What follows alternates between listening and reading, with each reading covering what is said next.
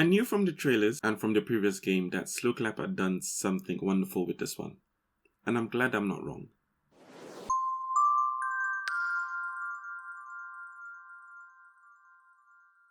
Hey y'all, welcome back to the channel, Pleasureism here, and I'm going to be talking about Sifu and the general goodness that the game gives, because it is an awesome game.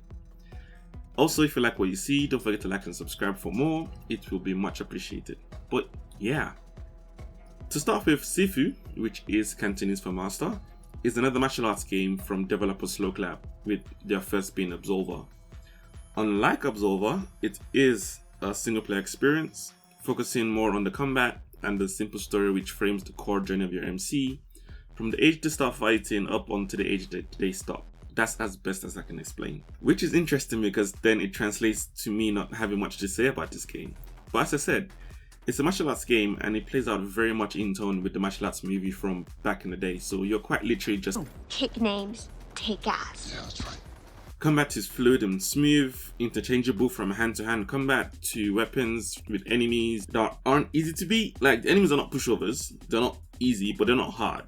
And it's an interesting balance, because then it means that you're not breezing through the story, but it also means that they will kick your butt. And that's gonna happen a lot. But the game really opens up when you actually die.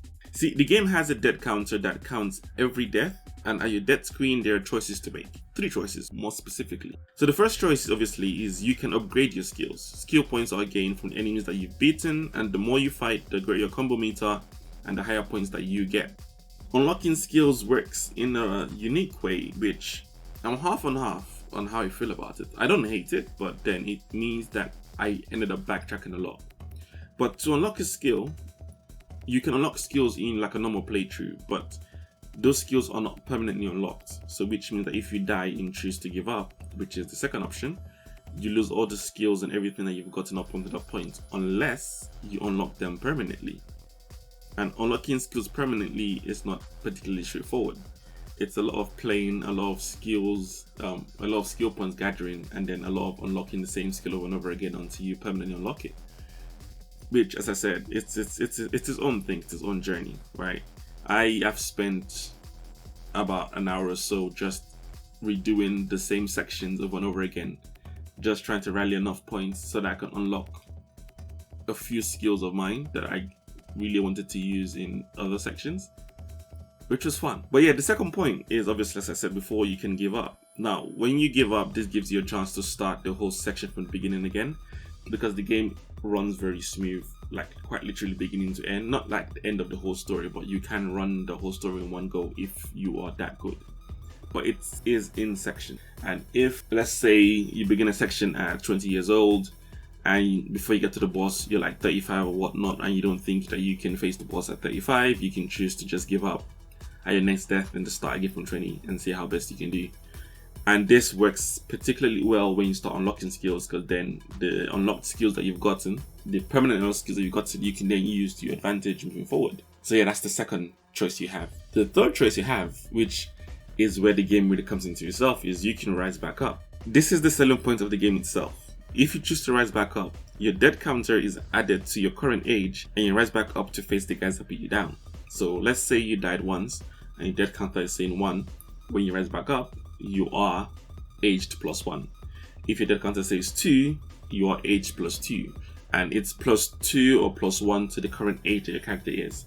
So let's say your death counter is 6 and your character is aged, I don't know, 30. If you die, you come back, because it's 6 gone to 7, you're going to then be 37 when you come back. And it's an interesting little thing, but it makes a very big difference in the way a character fights. Because, and I've noticed this, the older you get, the stronger you get, but the smaller your health becomes.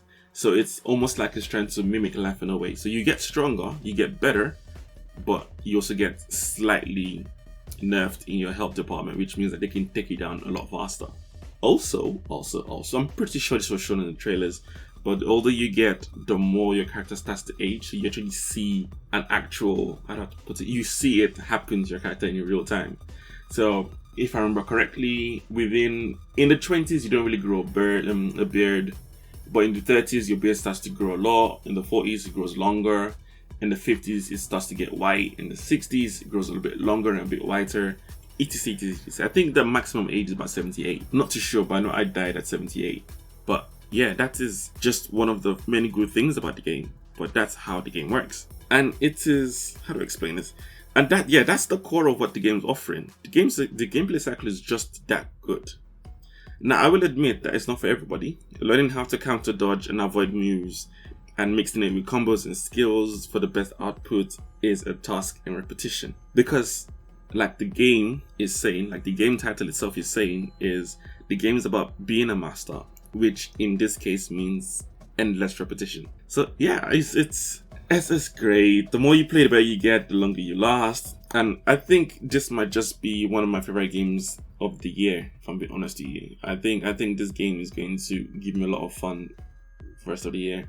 I'm currently going to work on trying to platinum it as well. But yeah, I love this. But yeah, as always, as an impressions video, if I'm going to give this a rating, I'd give this an 8 over 10. Pretending to be Jackie Chan, jumping over tables, using bottles, bamboo sticks for attacks, and all this kind of joys. It's everything that I've been looking for in a martial arts game, and this definitely delivers. But yeah, thanks for being here, guys. I will catch you guys later when I'm reviewing my next stuff. I think I've got a video planned for Saturday, but I don't know yet. But yeah, this game is great. If you can play it, I would say do try and play it because it's just worth it.